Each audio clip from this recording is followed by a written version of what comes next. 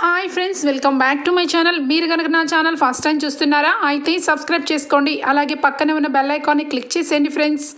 ఈరోజు అయితే ఎపిసోడ్లో సూపర్ మలుపులు ఉంటాయి ఫ్రెండ్స్. ఎక్కడా స్కిప్ చేయకుండా మొత్తం చూడండి, అప్పుడే మీరు ఎంజాయ్ చేయగలుగుతారు. నచ్చినట్లయితే ఒక చిన్న లైక్ ఇచ్చి ఎంకరేజ్ చేసేయండి ఫ్రెండ్స్. ఇక ఎపిసోడ్లోకి అయితే వెళ్ళిపోదాం. ఈ ఎపిసోడ్ స్టార్ట్ అవగానే రీయూనియన్లో ఇక ఎప్పటి నుంచో ఎదురు చూస్తున్న వెన్నెల రానే వచ్చేసింది. వెన్నెలను చూసిన ఇక ఫ్రెండ్స్ అందరూ కూడా వెన్నెల ఎలా ఉన్నావు, బాగున్నావా వెన్నెల అని చెప్పి అందరూ కూడా తనని ఆప్యాయంగా పలకరిస్తూ ఉంటారు. వెన్నెల మాత్రం ఇక చాలా సీరియస్గా ఫేస్ పెట్టుకొని రాజ్ దగ్గరికి వచ్చి నుంచొని బాబుని తీసుకుని ఉంటుంది. ఏంటి బాబుని నువ్వే ఎత్తుకుంటున్నావా, తను మొయ్యదా ఏంటి అని చెప్పి అనగానే ఇక కావ్య అయితే మనసులో ఒక్కసారిగా సుడిగుండం లాగా అయిపోతుంది. ఇంకా వెన్నెల వచ్చేసింది. బాబు తల్లి కాబట్టి ఖచ్చితంగా ఇక బాబుతోనే ఉంటానని చెప్తుంది అని చెప్పి ఇక మనసులో రకరకాలుగా ఆలోచన చేసి రాజ్ అయితే ఇక నిజం బయటపడిపోతుంది. ఖచ్చితంగా నిజం అందరికీ తెలిసిపోతుంది అని చెప్పి ఇక అట్లానే చూస్తూ ఉంటే మీ అందరికీ కూడా కొన్ని విషయాలు చెప్పాలనే వచ్చాను. మీ అందరికీ నేనంటే చాలా అభిమానం ఉందని ఇప్పుడే తెలిసింది. కానీ నిజానికి నేను వెన్నెలని కాదు, వెన్నెల వాళ్ళ చెల్లిని. మేమిద్దరము ట్విన్స్, సేమ్ మా అక్కలాగే నేను ఉంటాను, కానీ మా అక్కని కాదు. మీరందరూ కూడా ఇప్పటి వరకు ఇక వెన్నెలని గుర్తుపెట్టుకొని ఈ గెట్ టుగెదర్ ప్రోగ్రామ్కి రమ్మన్నారని చాలా సంతోషం అనిపిస్తుంది. కానీ నిజం మీకు ఎప్పటికీ నిజం మీకు తెలియదు కాబట్టి విషయం చెప్పాలనుకుని వచ్చాను అని చెప్పి ఇక వాళ్ళ అక్క ఫోటో వెన్నెల ఫోటోకి దండ వేసి వెన్నెల 10th క్లాస్లో ఇక తనకి ఆరోగ్యం బాగోక మేము ఇక్కడి నుంచి వేరొక చోటకి వెళ్ళిపోయాము. ఇక అప్పుడు అక్క ఆరోగ్యం బాగోక కొంచెం క్షీణిస్తూ ఇక ఒక్కసారిగా అనారోగ్యంతో అక్క కన్ను మూసింది అని చెప్పి అందరికీ కూడా చెప్పడంతో అందరూ కూడా బాధపడతారు వెన్నెల చనిపోయిందని. ఇక వెంటనే కూడా అక్కడ ఉన్న కావ్య ఇక అక్కడి నుంచి ఒక్కసారిగా నడుచుకుంటూ బయటకు వచ్చేస్తుంది. ఇక వెంటనే శ్వేత కూడా వెనకాలే వస్తుంది కావ్యకి. ఇక కావ్య కూర్చొని ఒకవైపు ఆనందం, ఒకవైపు ఇక కళ్ళమ్మట ఆనంద బాష్పాలు బయటకు వస్తూ ఎమోషనల్ అయిపోతూ ఉంటుంది. కావ్య ఎందుకు కావ్య బాధపడుతున్నావు అనగానే ఒక్కసారిగా శ్వేతని హక్ చేసుకొని ఇక శ్వేత, ఈ రోజు గురించి నేను ఎంత భయపడుతూ ఉన్నానో ఆ దేవుడికే తెలుసు. నిజానికి ఇక వెన్నెల వస్తుంది. వెన్నెల ఇక కన్న తల్లి కాబట్టి ఖచ్చితంగా ఇక ఆయనతో పాటే ఉంటానంటుంది. ఇక నేను ఆయన జీవితంలోంచి పక్కకు వెళ్ళిపోవాల్సి వస్తుందని నా మనసులో నేను ఎంత బాధను భరించానో ఆ దేవుడికే తెలియాలి. నిజానికి వెన్నెలకి ఆ బాబుకి ఎలాంటి సంబంధం లేదని తెలిసిపోయింది. మీ ఫ్రెండు ఎంత అబద్ధాలైనా ఆడుతాడు, చివరాఖరికి ఆ బిడ్డ తల్లి ఎవరో ఇప్పటికీ చెప్పకుండా వెన్నెల అని చెప్పి చెప్పారు. తీరా చూస్తే వెన్నెలకి ఆ బాబుకి సంబంధం లేదని అర్థమైపోయింది అని చెప్పి బాధపడుతూ ఎమోషనల్ అయిపోతూ ఇక మాట్లాడుతూ ఉంటుంది కావ్య. ఆ మాటలకి శ్వేత ఒక్కసారిగా ఇక తనని ధైర్యం చెప్పి, కావ్య, రాజ్ ఎప్పుడు కూడా ఈ రకంగా ప్రవర్తించలేదు, కానీ రాజ్ ఏదో విషయాన్ని అయితే దాచిపెడుతున్నాడని అర్థమవుతుంది. ఇక ఈ విషయంలో నువ్వు ఖచ్చితంగా నాకు ఒక ఫేవర్ చేయాలి. ఈ రీయూనియన్కి నేనే మొదటి కారణమని, అందరినీ కావాలని ఇన్వైట్ చేశానని, ఈ విషయాన్ని ఎప్పటికీ కూడా రాజ్ దగ్గర ప్రస్తావించొద్దు అనగానే, అయ్యో నా గురించి నువ్వు ఇంత కష్టపడి ఇంతమందిని పిలిపించి చివరాఖరికి నిజాన్ని వెలుగులోకి తెచ్చావు శ్వేత. ఇక నిజానికి నీకే నేను థ్యాంక్స్ చెప్పాలి. ఈ విషయం ఎప్పటికీ కూడా మీ ఫ్రెండ్ దగ్గర నేను చెప్పను అని చెప్పి అంటూ ఉంటుంది. ఇక రాజ్ తప్పు చేయలేదని, ఆ బాబు ఎవరు బిడ్డో తీసుకొని వచ్చాడని క్లియర్ అండ్ కట్గా అర్థమవుతుంది కావ్యకి. ఇక కావ్య అయితే ఏమీ మాట్లాడకుండా సైలెంట్గా ఇక మళ్ళా వెన్నెల ఉన్న చోటకే వెళ్ళిపోతుంది కావ్య. ఇక అందరూ వెన్నెల చనిపోయిందని ఒక్క నిమిషం పాటు అందరూ కూడా బాధపడి తర్వాత ఇక మంచిగా అందరూ కూడా సెలబ్రేట్ చేసుకుంటారు. ఇక వెన్నెల వాళ్ళ చెల్లెల్ని కూడా అందరూ కూడా ఆప్యాయతగా పలకరించి, వెన్నెలలాగే ఉన్నావు కాబట్టి నువ్వు మా ఫ్రెండు వెన్నెలవే అనుకుంటాం అని చెప్పి అందరూ కూడా వెన్నెల వాళ్ళ చెల్లెల్ని చాలా బాగా చూసుకుంటారు. ఇక మరొక పక్క రాజ్ అయితే ఇక ఒక రకంగా బాబుని తీసుకొని ఇక కావ్య మొహం చూపించలేకుండా పక్కకు వెళ్ళిపోతూ ఉంటే, ఆగండి అని చెప్పి అంటుంది కావ్య. అమ్మ బాబోయ్, దీనికి దొరికిపోయాను. ఇక ఖచ్చితంగా నన్ను నిలదీస్తూనే ఉంటుంది. మొన్నటి వరకు తల్లి పేరు చెప్పు అనేసరికి ఏదో ఒక పేరు చెప్పేశాను. ఇక వెన్నెల లేదు అన్న సంగతి తెలిసిపోయింది కాబట్టి ఇప్పుడు ఖచ్చితంగా ఈ విషయం గురించి నన్ను అడుగుతూనే ఉంటుంది. ఇప్పుడు ఏం చెప్పాలి అని చెప్పి ఇక మనసులో ఏం చెప్పాలో ఆలోచించుకుంటూ ఉంటే, ఏంటండి నేను మీకు ఈ బిడ్డ తల్లి ఎవరో చెప్పండి అని చెప్పి అడుగుతానని చూస్తున్నారు కదా, నేనేమి అడగనండి, మీరేం భయపడమాకండి. నిజానికి ఈ బాబు మీకు పుట్టలేదు అన్న సంగతి అయితే నాకు క్లారిటీ వచ్చింది అని చెప్పి అనగానే రాజ్ అలాగే చూస్తూ ఉంటాడు. ఏంటి ఎందుకు అలా చూస్తున్నారు? నిజము ఎంతకాలం దాగదులేండి. ఈ బాబు అయితే మీకు పుట్టలేదు. ఈ బాబు వెనకాల ఏదో రహస్యం ఉంది. కానీ మీ అంతటికి మీరే చెప్తారని, ఏ రోజుకైనా నిజం బయటకు వస్తుందని ఆశతో అనుకుంటున్నాను అని చెప్పి ఇక తీసుకురండి, బాబుకి పాలు తాగించాలి అని చెప్పి బాబుని ఇక ఆప్యాయంగా తీసుకొని కావ్య పాలు తాగిస్తూ అక్కడ అందరితో కూడా కలివిడిగా కలిసిపోతూ ఇక హ్యాపీగా టైం అయితే స్పెండ్ చేస్తుంది కావ్య. ఇక మరొక పక్క స్వప్న ఆస్తి పత్రాలని ఇక ఏదో రకంగా కాజేయాలని ప్లాన్ వేసిన తల్లి కొడుకులు ఇద్దరు కూడా ఇక మొత్తానికైతే ఆస్తి పత్రాల మీద సంతకాలు అయితే పెట్టించుకుంటారు స్వప్న చేత. స్వప్న మత్తులో ఉండటం వల్ల సంతకం చేసేస్తుంది. సంతకం చేసేసి ఇక కూలబడిపోతుంది. ఇక వెంటనే ఒరే రాహుల్, ఈ పత్రాలు తీసుకెళ్ళి మనం ఒక ₹1,00,00,000 తీసుకొనిరా. ఆ ₹1,00,00,000 ఇక మనం ఇష్టం వచ్చినంత ఇదిగా మనం ఖర్చు పెట్టుకోవచ్చు. ఇక మొత్తానికి ఇంట్లో వాళ్ళు అడిగితే ఇదిగో ఈ రకంగా అప్పులో పెట్టిందని, ఇక ఇది ఎప్పుడు కూడా జల్సా మనిషి అని, ఇక ఆస్తిని కాపాడుకోలేకపోయిందని ఇంటిలోంచి గెంటేస్తారు అని చెప్పి ఇక అనుకుంటారు. ఇక వెంటనే కూడా రాహుల్ అయితే సరే మమ్మీ ఆ ఆస్తి పత్రాలు ఇవ్వు అని చెప్పి వెంటనే కూడా అక్కడి నుంచి బయలుదేరి వెళ్ళిపోతాడు. ఇక ఈ లోపల రాజ్ కావ్యలు ఇంటికైతే వచ్చేస్తారు. ఇంటికి వచ్చిన ఇక కావ్య చాలా మొహం అయితే కలకల్లాడిపోతూ ఉంటుంది. మరొక పక్క ఇక ఒక పప్పు ఇందిరాదేవి కావ్య వెళ్ళినప్పుడు చాలా బాధపడుకుంటూ వెళ్ళింది. కావ్య దేవుడి దయ వల్ల నా మనవడితో కలిసి ఇంటికి రావాలి, కావ్య అలాగే రాజులు ఇద్దరు కూడా ఎడమరుపులు పొడమరుపులు పోయి వాళ్ళిద్దరూ జీవితాంతం కలిసి ఉండేలాగా చూడు తండ్రి అని అనుకుంటూ ఉండగానే కావ్య అలాగే రాజులు ఇద్దరూ సంతోషంగా రావటం గమనిస్తుంది. ఇక వెంటనే కావ్యం చూసి అమ్మ కావ్య ఏమైంది అని చెప్పి అనగానే అమ్మమ్మ అని చెప్పి ఒక్కసారిగా హక్ చేసుకుంటుంది. ఏంటమ్మా ఏంటి ఎంత ఆనందం, ఏంటి ఆ బిడ్డ గురించి ఏదైనా నిజం తెలిసిందా అనగానే అవునమ్మమ్మ, కానీ మీ మనవడు ఆ బిడ్డ తల్లి గురించి ఇంకా సస్పెన్స్లోనే ఉంచారు. కానీ ఆయన మనం అనుకున్నట్టు ఏ తప్పు చేయలేదు. అసలు వెన్నెలకి ఈ బాబుకి సంబంధమే లేదమ్మమ్మ. ప్రస్తుతానికి ఈ ఇన్ఫర్మేషన్ అయితే నాకు తెలిసింది. ఇక తర్వాత విషయం అంటారా, ఇక ఖచ్చితంగా ఏదో ఒక రోజు ఆ విషయం కూడా బయటపడుతుంది.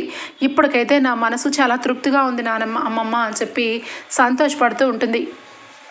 ఇక వెంటనే రుద్రాణి అయితే దూరం నుంచి ఇక కావ్యని అలాగే ఇందిరాదేవిని చూసి ఏంటి తెగ సంబరపడిపోతున్నారు ఇద్దరు కూడా, అంటే ఈ కావ్యకి ఏదో విషయం తెలిసిందా ఏంటి ఆ బాబు గురించి. మొత్తానికైతే ఆ బాబు విషయం గురించి ఏదో కరెక్ట్గానే స్కెచ్ చేసినట్టుంది, అందుకే అంత సంతోషపడిపోతుంది అని చెప్పి ఇక అనుకుంటూ ఉంటుంది.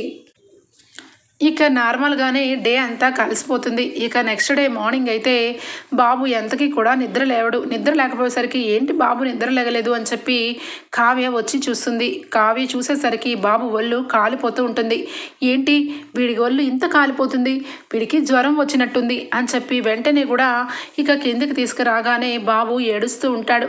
ఇక వెంటనే రాజు అయితే ఏమైంది కళావతి అనగానే వీడికి జ్వరం వచ్చినట్టుంది, వాడి ఒళ్ళు కాలిపోతుంది అని చెప్పి అంటూ ఉంటే ఇక కింద హాల్లో అందరూ కూడా ఉంటారు. ఇక బాబుని తీసుకొని వాడి ఏడుపు చూస్తూ ఒకవైపు విసుక్కుంటూ ఉంటుంది రుద్రాణి. అబ్బబ్బబ్బా ఏంటి ఏమైంది కావ్య, వాడికి ఏదో ఒకటి చూడొచ్చు కదా, ఎంత ఏడుస్తున్నాడో పొద్దున్నుంచి నస అని చెప్పి రుద్రాణి చేరా ఘోరంగా మాట్లాడుతుంది. వెంటనే ఇక కావ్య ఎందుకండి అట్లా మాట్లాడుతున్నారు, మీరు నస అంటారేంటి, మీరు కూడా ఒక బిడ్డకి జన్మనిచ్చిన వాళ్ళే, వాడు నోరు లేని పిల్లవాడు అందుకే వాడు ఏడుస్తున్నాడు, అంత మాత్రానే వాడిని నస గిస అంటారేంటి అని చెప్పి కావ్య అనగానే అబ్బో నిజంగా వాడిని కన్న తల్లిలాగా తెగ ఫీల్ అయిపోతున్నావే, నిజానికి వాడి కన్న తల్లి ఎక్కడుందో ఎవరి దగ్గర ఉందో, అసలు పేరు ఊరు లేని బిడ్డని తీసుకొని వచ్చి అంత ప్రేమ చూపిస్తున్నావంటే మాకు అర్థం కాదనుకున్నావా, ఎప్పటికైనా నువ్వు రాజ్ దగ్గర చాలా మంచిదానివని ముద్ర పడిపోవాలని, ఇక ఏదో ఒక రోజు రాజ్ నిన్ను చేరదీయాలని ఎదురు చూస్తున్నావని అందరికీ అర్థమైందిలే అని చెప్పి దెప్పి పొడుస్తూ ఉంటుంది. ఇక వెంటనే కూడా అక్కడే ఉన్న రాజు అయితే, అత్త ఏం మాట్లాడుతున్నావు? బిడ్డ గురించి అనాల్సిన మాటలేనా అవి? పసిబిడ్డ, వాడికి లోక జ్ఞానమే తెలియదు. ఇక వాడికి కనీసం ఇక్కడ నొప్పి వస్తుంది, నాకు ఇక్కడ బాలేదు అని చెప్పే తత్వం కూడా ఆ పసిబిడ్డకి లేదు. అలాంటప్పుడు వాడు దేనికైనా ఏడుస్తాడు. అలాంటప్పుడు బిడ్డ గురించి ఇంత చండాలంగా మాట్లాడుతున్న నిన్నే చూస్తున్నాను అని చెప్పి చిరాకించుకుంటాడు. చిరాకించుకోగానే ఇంతలో ఇక స్వప్నం వస్తుంది. ఏంటి రాజ్, నువ్వేంటి మనిషితో మాట్లాడినట్టుగా మాట్లాడుతున్నావు? మా అత్త మనిషి అన్న మాట ఎప్పుడో మర్చిపోయింది, అందుకే పశువులాగా ప్రవర్తిస్తుంది అనగానే, ఏయ్ స్వప్న ఏం మాట్లాడుతున్నావు అనగానే, నిజం మాట్లాడుతున్నాను. ఏ తప్పేముంది? రేపో మాపో మీరు నానమ్మ కాబోతున్నారు, రేపో మాపో ఒక మనవణ్ణి ఎత్తుకోబోతున్నారు. అయినా కూడా ఇంకొక బాబు మీద ఇలాంటి కామెంట్ చేయడానికి మీకు సిగ్గా అనిపించట్లేదా అని చెప్పాను. కానీ ఇక సుభాష్ వెంటనే వచ్చి, అమ్మ నువ్వు కొత్తగా ఇక మీ అత్తకి చెప్పాల్సింది ఏముంది? మీ అత్త సంగతి తెలిసిందే. అరే రాజ్, బాబు ఎందుకురా ఏడుస్తున్నాడు అని చెప్పనగానే, వాడికి ఏదో జ్వరంగా వచ్చినట్టుంది డాడీ అనగానే, మరి ఇంకా ఆలస్యం చేస్తావేంటి, పద వాడిని హాస్పిటల్ తీసుకొని వెళ్దాం అని చెప్పి ఇక రాజ్ అలాగే కావ్య ఇక సుభాష్ ముగ్గురు కూడా బయలుదేరి వెళ్తారు. ఇక అపర్ణకైతే లోపల ఇక సుభాష్ వెళ్ళడం అస్సలకి ఇష్టం ఉండదు. కానీ ఇక సుభాష్ వెళ్ళిపోవడం వల్ల మనసులో ఇక అట్లానే కోపంతో ఉంటుంది. ఇక వెంటనే రుద్రాని స్టార్ట్ చేస్తుంది. వదిన నిన్ను చూస్తుంటే చాలా జాలిస్తుంది వదిన. ఎప్పుడు కూడా నువ్వు గర్భగుడిలో ఉన్న దేవుళ్ళలాగా ఇంట్లో ఉండేదానివి, అలాంటిది నిన్ను చూసి అందరూ భక్తితోనూ భయంతోనూ ఎంతో శ్రద్ధగా ఉండేవాళ్ళు, క్రమశిక్షణగా ఉండేవాళ్ళు. నీ మాట ఇప్పుడు ఎవరు లెక్కలోకి కూడా తీసుకెళ్ళట్లేదంటే చాలా జాలేస్తుంది. ఈ మాత్రం ఇక నిన్ను చూసి ఇక భక్తి అన్నమాట దేవుడెరుగు, భయం కూడా పోయింది. ముఖ్యంగా నీ కోడలు కావ్య మూలంగా నువ్వు గీసిన గీత నీ కొడుకు ఎప్పుడో దాటేశాడు. కానీ నీ కోడలు ఈ మధ్య ఆ గీతని అందరూ దాటేసేలాగా చెయ్యాలని ప్లాన్ చేస్తుంది. రేపో మాపో ఇక ఈ దుగ్గిరాల వారి ఇంటికి అపర్ణ కంటే కూడా ఇక కావ్య పెత్తనమే ఎక్కువైపోతుందని నాకు అనిపిస్తుంది. ఈ బిడ్డ ఇక ఎవరి బిడ్డో రాసి చెప్పకుండా వాడు ఇంకా అట్లానే మనసులో పెట్టుకోవడానికి కారణం కేవలం కావ్యనే. కావ్య వాడికి కావలసిన సేవలన్నీ చేసి పెడితే ఇంకా వాడు నోరు తెరిచి ఎందుకు చెప్తాడు వదిన అని చెప్పి ఇక అపర్ణాదేవి దగ్గర ఇక కావ్య గురించి బోలెడని మాటలు చెప్తూ ఉంటుంది రుద్రాణి. అయినా నాకు తెలియక అడుగుతాను వదిన, ఆ బిడ్డ గురించి సేవలు చేయడం అవసరమా? ఈరోజు అన్నయ్య కూడా వెళ్ళాడు, రేపటి రోజు అందరూ కలిపి వాడిని నెత్తిని పెట్టుకుంటారు. అప్పుడు ఎవరైనా కూడా ఏమనుకుంటారు? ఊరు పేరు తెలియని అడ్రస్ లేని ఒక అనాథని తీసుకొని వచ్చి ఈ ఇంటికి ఒక వారసుని చేశారు, అసలు వీళ్ళు ఏ రకంగా దుగ్గరాల వంశస్థులు అని చెప్పి దుమ్మెత్తి పోస్తారు.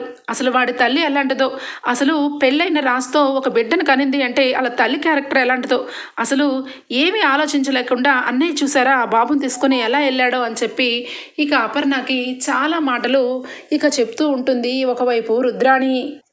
చాలు ఊరుకో రుద్రాణి, ఎప్పుడు చూసినా ఏదో ఒకటి ఎవరినో ఒకటి కెలుగుతూనే ఉంటావా? నీకెందుకు ఈ విషయంలో నీకెందుకు సంబంధం ఉందా? ఇక రాజు అలాగే ఇక సుభాష్ వెళ్ళారు. ఒక చంటి బిడ్డకి ఇక హాస్పిటల్కి తీసుకెళ్లడం కూడా తప్పుగా భావిస్తున్నావేంటి?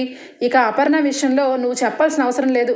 ఆ మాత్రం తెలియదా అపర్ణకి ఏం చేస్తుందా ఏం చెయ్యట్లేదా అన్నది అనగానే, ఎందుకో అత్తయ్య గారు ఈ మధ్య నాకు రుద్రాణి ఏదో విషయంలో కొంచెం కరెక్ట్గానే మాట్లాడుతుందేమో అనిపిస్తుంది. ఎందుకంటే మా బంగారం మంచిది కాకపోతే ఎవరైనా ఒక మాట అనాల్సిందే.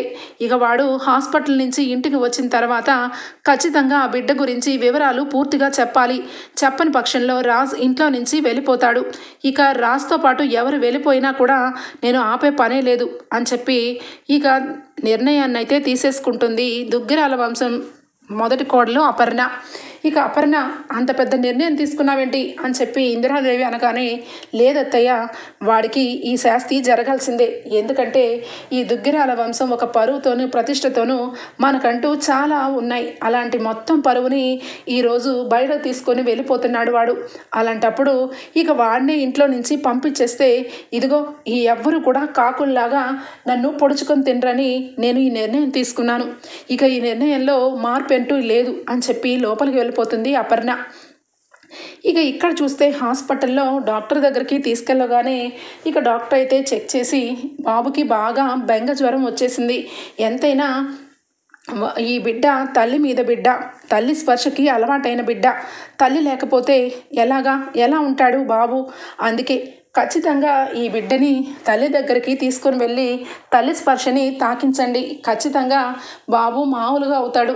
లేదంటే ఈ బెంగ జ్వరం కాస్త ఇక లోపల బాబుకి ఇన్ఫెక్షన్కి కారణమైపోవచ్చు.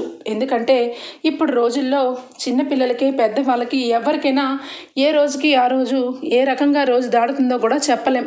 కాబట్టి బాబుని వాళ్ళ అమ్మ దగ్గరికి తీసుకొని వెళ్తే వాడికి నయం అయిపోతుంది అని చెప్తారు. ఇక వెంటనే కూడా సుభాష్ అయితే చాలా సీరియస్గా రాజు వంక, ఇక కావ్య కూడా చాలా సీరియస్గా రాజు వంక ఇద్దరు కూడా చూస్తూ ఉంటారు. ఏమండి, మీరు తప్పు చేయలేదని నాకు స్పష్టంగా అర్థమవుతుంది. ఆ బిడ్డను కన్న తల్లి దగ్గరికి ఆ బిడ్డని తీసుకువెళ్ళండి. అప్పటికైనా ఆ బిడ్డకి ఆరోగ్యం బాగుంటుంది. దేవుడు దయ వల్ల ఆ బిడ్డ ఆరోగ్యం బాగుంటే అంతే చాలు.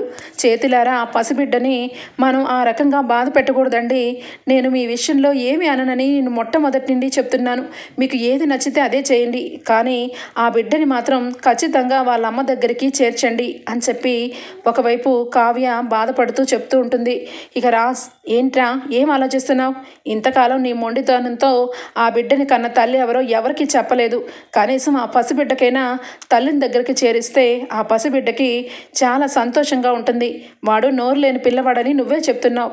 వాడి మనసుని అర్థం చేసుకొని తల్లి దగ్గరికి చేర్చరా రాజ్ అని సుభాష్ కూడా చెప్తూ ఉంటాడు. ఇక అప్పటికి రాజ్ నోరు ఇప్పకుండా అట్లనే ఉంటే ఒక్కసారిగా ఇక హాస్పిటల్కి పరుగున పరిగెత్తుకుంటూ ఇక వస్తుంది రుద్రాని కూతురు రేఖ.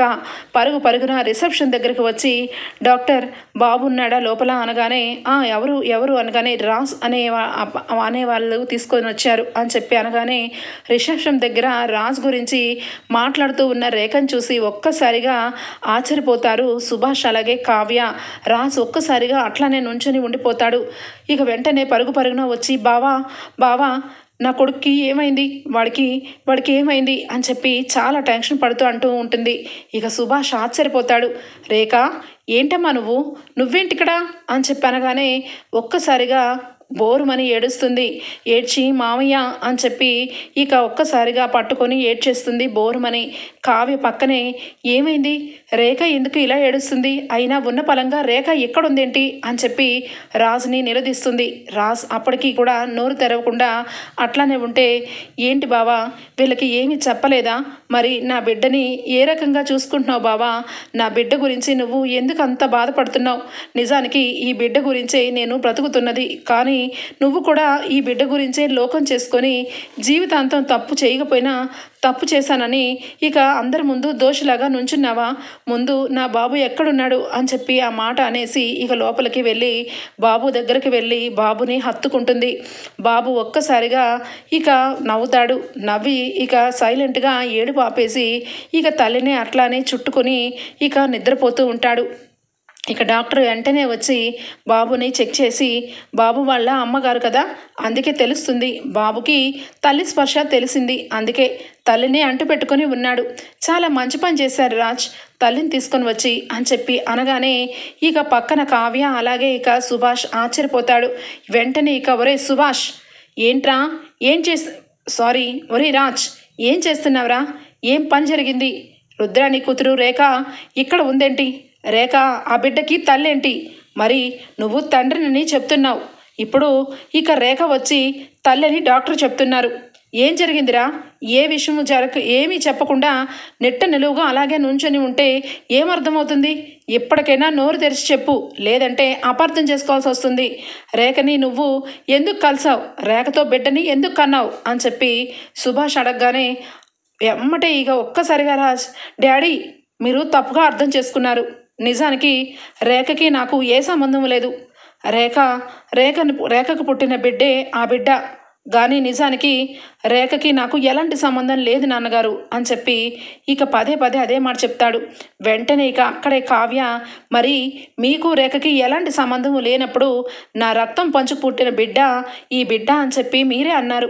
ఇప్పుడు రేఖ వచ్చి నా కొడుకు ఏడే అని లోపల ఇక బిడ్డను చూసి బాధపడుతూ అలాగే హత్తుకొని ఏడుస్తుంది. అసలు ఏం జరిగిందండి? నోరు విప్పి చెప్తారా లేదా? ఇప్పటికీ చెప్పకపోతే నా మీద ఒట్టే అని ఇక చేయి తీసుకొని రాజ్ చేయి తీసుకొని నుదుటి మీద పెట్టించుకొని ఇక ప్రామిస్ చేయండి నిజంగా అనగానే ఇక అప్పుడు వెంటనే కూడా లోపల నుంచి బిడ్డను తీసుకొని వస్తుంది రేఖ. ఇక వెంటనే ఇక రాజుని వంక చూసి, ఏంటి రాజ్, నువ్వు నిజంగా ఏంటి ఇంత మంచోడివి బావా? చిన్నప్పటి నుంచి నువ్వు మంచోడివని నాకు తెలుసు, కానీ నిజానికి ఇంత మంచోడివని నాకు ఇప్పుడే తెలుస్తుంది. నేను చేసిన తప్పుకి నువ్వెందుకు శిక్ష అనుభవించాలి బావా? అందరి దృష్టిలో నువ్వెందుకు ఒక తప్పు చేసిన వ్యక్తిలాగా నుంచోవాలి చెప్పు బావా అని చెప్పి వెంటనే కూడా ఇక తనకు జరిగిన అన్యాయం గురించి తనే చెప్పుకుంటుంది. మామయ్య, నేను ఒక తప్పు చేశాను, ఒక దుర్మార్గుణ్ణి ఇక ప్రేమించాను. వాడు నన్ను ప్రేమించానని మోసం చేశాడు. చివరాఖరికి ఇక నేను కన్సీవ్ అయ్యానన్న సంగతి తెలుసుకొని వాడు నన్ను ఇక చంపే ప్రయత్నాలు చాలా చేశాడు. కానీ వాడు నన్ను ప్రేమించాడు అనుకుని నేను సర్వస్వం అప్పచెప్పాను. వాడు మాత్రం నన్ను చీటింగ్ చేసేసి వాడు వెళ్ళిపోయాడు. ఇక నేను ఇంత మోసపోయాను, ఇటు ఇంటికి రాలేను, ఇటు మన పరువు తీయలేను, అటు ఒంటరిగా ఉండలేనని చెప్పి ఇక నేనే ఏదో ఒకటి అయిపోవాలని నిర్ణయించుకున్నాను. కానీ అలాంటి సమయంలో ఇక దేవుళ్ళలాగా నన్ను కాపాడుకుంటూ నా జీవితాన్ని నిలబెట్టాడు ఇక బావ లాంటి వాళ్ళు నిజంగా 100కో 1 ఉంటారు మావయ్య అని చెప్పి ఏడుస్తుంది. ఇక వెంటనే రాజు అయితే ఇక బాబుకి ఏమీ పర్వాలేదు, నువ్వేమీ భయపడద్దు అనగానే, లేదు బావా, నా దగ్గర ఉన్న బాబుకి ఏదైనా అవుతుందని భయపడేవాడినేమో, కానీ సురక్షితంగా నీ దగ్గర ఉన్నాడు బాబు. అలాంటప్పుడు ఆ బాబుకి ఎవ్వరు ఏ దేవుడు కూడా ఏమీ చేయలేడు అని చెప్పి ఏడుస్తూ ఉంటుంది. ఇక సుభాష్కి చాలా బాధ అనిపిస్తుంది. అమ్మ రేఖ, వాడు ఎక్కడున్నా వాడిని తీసుకొని వచ్చి ఇక నీకు ఇచ్చి పెళ్లి చేస్తాను, వాడు ఎక్కడున్నాడు అని చెప్పి అనగానే, అదే తెలియదు మావయ్య, వాడు నన్ను మోసం చేసి వెళ్ళిపోయాడు. నేను ఈ బిడ్డకి 9 నెలల పాటు నేను అబ్రాడ్లో ఉన్నట్టే మమ్మీ వాళ్ళకి అబద్ధం చెప్తూ వాడిని కన్నాను. వాడికి సంవత్సర కాలం పాటు పెంచగలిగాను. కానీ ఈ మధ్యకాలంలోనే నాకు ఒంట్లో బాగలేదని తెలిసి నేను చాలా డిప్రెషన్లోకి వెళ్ళిపోయాను. కానీ వాడు ఇప్పుడు కనిపించి ఖచ్చితంగా నాకు డబ్బు కావాలి, నాకు ఇంత ఆస్తి కావాలి, అప్పుడే నాకు పెళ్లి చేసుకుంటాను, లేదంటే ఆ బిడ్డని నన్ను ఇద్దరిని కూడా చంపేస్తానని బెదిరించాడు మావయ్య. అందుకే ఈ బిడ్డ నా దగ్గర ఉండడం కరెక్ట్ కాదని రాజ్బావకి ఫోన్ చేసి విషయం అంతా కూడా చెప్పాను. అప్పుడే రాజ్బావ ఈ బిడ్డని తీసుకొని ఇంటికి తీసుకొని వచ్చాడు. నేను మాత్రం రాజ్బావ చెప్పినట్టుగా ఎవరికీ తెలియని చోట ఇక్కడే ఉంటున్నాను అని చెప్పి ఆ ప్లేస్లోనే ఒక దగ్గర ఉంటున్న సంగతి చెప్తుంది రేఖ. వెంటనే అలాంటి దుర్మార్గుడిని బ్రతకడానికి వీల్లేదు, వాడిని మీద పోలీస్ రిపోర్ట్ ఇప్పిద్దాం, నువ్వేమీ భయపడ మాకు, నువ్వు ఇక్కడ ఉండొద్దు, పదమ్మా బిడ్డను తీసుకొని ఇంటికే వెళ్దాం, ఇంటికి వెళ్ళినాక నిజం అందరికీ తెలియజేసి నీ విషయంలో తప్పు ఏమీ నీది కాదు, వాడు చేసిన తప్పుకి నువ్వెలా బాధ్యురాలు అవుతావని నేను చెప్తాను అనగానే వెంటనే కూడా రాజు అయితే వద్దు డాడీ, ఎందుకంటే ఇప్పటికే ఇంట్లో చాలా సమస్యలు ఎక్కువైపోయాయి. ఇప్పుడు గనక రేఖ విషయంలో తప్పు జరిగింది అని చెప్పి తెలుసుకుంటే ఖచ్చితంగా ఇంట్లో వాళ్ళందరూ కూడా రేఖని ఏదో ఒకటి అంటారు. మగవాడిగా ఉన్న నన్నే చాలా రకాలుగా ఇన్ని మాటలు అన్నారు. అలాంటప్పుడు రేఖని ఎంత ఘోరంగా అవమానిస్తారో ఒక్కసారి అర్థం చేసుకోండి. రేఖకి ఖచ్చితంగా వాడు ఎక్కడికి వెళ్ళాడో వాడి గురించి పూర్తి డీటెయిల్స్ తెలుసుకొని వాడిని పోలీస్ స్టేషన్లో పెట్టించి అప్పుడు రేఖ గురించి ఒక నిర్ణయం తీసుకునే వరకు రేఖ ఇంటికి రాకపోవడమే మంచిది అని చెప్పి అంటాడు రాజ్. వెంటనే అక్కడి నుంచి బాబుని మనతో పాటు తీసుకొని వెళ్దాం పదండి అనగానే డాక్టర్ వచ్చి, లేదు రాజ్, ఖచ్చితంగా మీరు ఆ బిడ్డని తల్లి దగ్గరే వదిలేయాలి, లేదంటే ఆ బిడ్డని తల్లిని ఇద్దరిని ఒక దగ్గరే ఉంచాలి. కానీ మీరు ఆ రకంగా వేరు చేస్తే బిడ్డ ప్రాణాలకే ముప్పు. వాడికి ఇప్పటికే వారం రోజుల నుంచి వాడు సరిగా పాలు తాగక చాలా తల్లి మీద బెంగ పెట్టుకొని ఈ విధంగా తెచ్చుకున్నాడు. ఖచ్చితంగా మీరు తల్లిని బిడ్డని ఒక్కటి చేస్తేనే కరెక్ట్ అని చెప్పి డాక్టర్ అయితే చెప్తారు. వెంటనే సరే మరి ఏం చెయ్యాలరా రాజ్, ఇప్పుడు ఏం చేయడానికి పాల్పడలేకపోతున్నాం. ఇప్పుడు ఖచ్చితంగా రేఖ విషయంలో మనం ఏదో ఒకటి చెయ్యాలి, లేదంటే ఖచ్చితంగా ఇంట్లో వాళ్ళందరూ నిన్ను దోషిగా అనుకొని నిన్ను ఏదో రకంగా పుల్ల వెరుపు మాటలు అంటూనే ఉంటారు. నిన్ను కాదురా, ఇక నిన్ను పక్కనే పెట్టుకొని ఇక ప్రేమగా చూసుకున్న కావ్యని కూడా నానా మాటలు అంటున్నారు. ఇక ఈ రహస్యాన్ని ఇంట్లో చెప్పడమే కరెక్టరా రాజ్ అని చెప్పనగానే ఇక రాజ్ సైలెంట్గా ఉంటాడు. కావ్య మాత్రం వెంటనే కూడా లేదు మావయ్య గారు, ఇప్పటి వరకు ఈయనని మాటలు అంటూనే ఉన్నారు. నిజంగానే ఈయన చెప్పినట్టే ఇప్పుడు గనక రేఖని ఇంటికి తీసుకుని వెళ్తే చాలా మాటలు మాట్లాడతారు. ఇక తప్పు చేసింది, ఇక ఎవరో మోసం చేశారు, ఇలాంటి వాళ్ళకి ఇలాగే జరగాలి అని నానా రకాల మాటలు అనిపిస్తూ రేఖని బాధ పెట్టిన వాళ్ళం అవుతాం. ఈయన చెప్పినట్టు కొంతకాలం వరకు ఓపిక పట్టి తర్వాత వాడికి బుద్ధి చెప్పి వాడి మనసుని మార్చి ఇక రేఖకిచ్చి పెళ్లి చేసే వరకు రేఖ అబ్రాడ్లో ఉందని నమ్మించడమే చాలా మంచి పని అని చెప్పి అంటుంది కావ్య. మరి అనవసరంగా ఇక రాజ్ మీద అందరూ కూడా నిందలు వేస్తున్నారు కదమ్మా, మరి దానికి ఏంటి సమాధానం అనగానే ఏమీ అవ్వదు, ఎప్పుడు కూడా రాజుని 4 మందిరు అంటే రాజు కాకుండా అయిపోతాడా మావయ్య గారు అని చెప్పి అంటూ ఉంటుంది. ఇక ఇంటికి వెళ్ళగానే ఇక వెంటనే అపర్ణాదేవి సుభాష్ని రాజుని ఇక నిలబెట్టి మీరు నా మాటని లెక్క లేకుండా ఆ బాబుని తీసుకొని మీరు హాస్పిటల్కి వెళ్ళడం నాకు నచ్చలేదు. వాడిని మీరు పువ్వుల్లో పెట్టుకొని చూసుకుంటారో కళ్ళల్లో పెట్టుకొని చూసుకుంటారో మీ ఇష్టం, కానీ నేను ఒక నిర్ణయం తీసుకున్నాను రాజ్ విషయంలో. ఎందుకంటే రాజ్ ఖచ్చితంగా తప్పు చేశాడని ఇక వాడికి వాడే ఒప్పుకున్నప్పుడు తప్పు చేసిన వాళ్ళకి ఇంట్లో స్థానం లేదు. అందుకే ఆ బిడ్డను తీసుకొని నువ్వు ఇంట్లో నుంచి వెళ్ళిపోవాలి రాజ్, ఇదే నా నిర్ణయం అని చెప్పి అంటుంది. వెంటనే ఇక రాజ్ అయితే అలానే ఇక బట్టలు సర్దుకోవడానికి వెళ్తుంటే ఇక ఇంతలో వెంటనే ఇక రేఖ వస్తుంది. రేఖ వెంటనే ఇక వచ్చి రాగానే ఆగండి అత్తయ్య, రాజ్ బావని ఇంట్లో నుంచి పంపించేయండి, ఎందుకంటే రాజ్ బావ ఏ తప్పు చేయలేదు. నిజానికి ఏ తప్పు చేయాలన్నా చేసింది నేను, ఆ బిడ్డ ఎవరో కాదు, ఆ బిడ్డ నా బిడ్డ అని చెప్పి అనగానే ఇక అందరూ షాక్ అయిపోతారు. ఏంటి ఇక కావ్య ఉండగా రేఖతో ఒక బిడ్డను కన్నాడా నా కొడుకు అని చెప్పి దెబ్బకి షాక్ అయిపోతుంది అపర్ణ.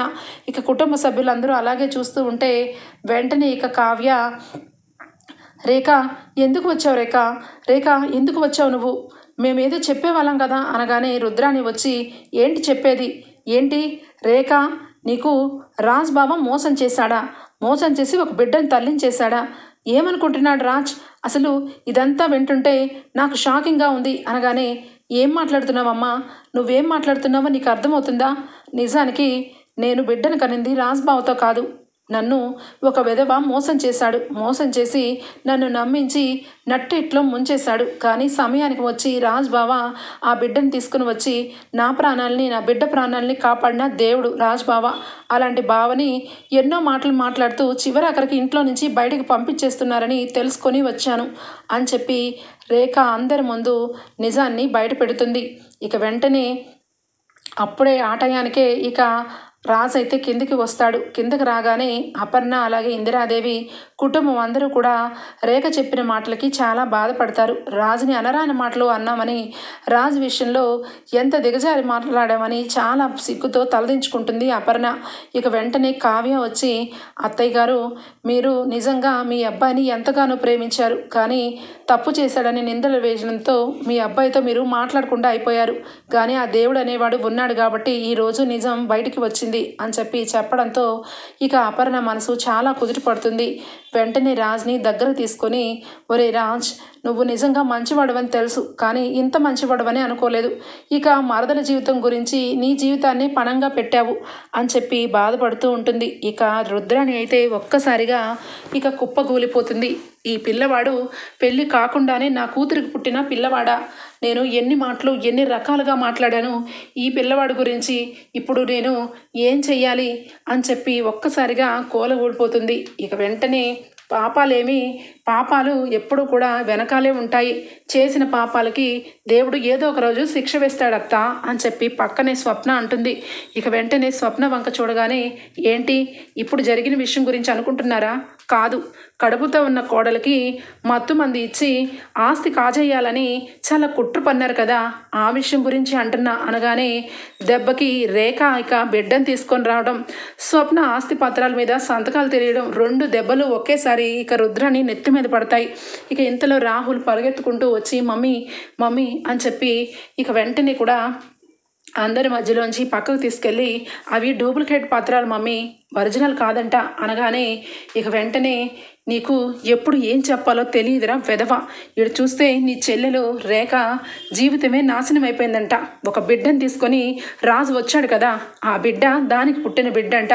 ఇప్పుడు నా కూతురు జీవితం ఒకవైపు నాశనం అయిపోయింది.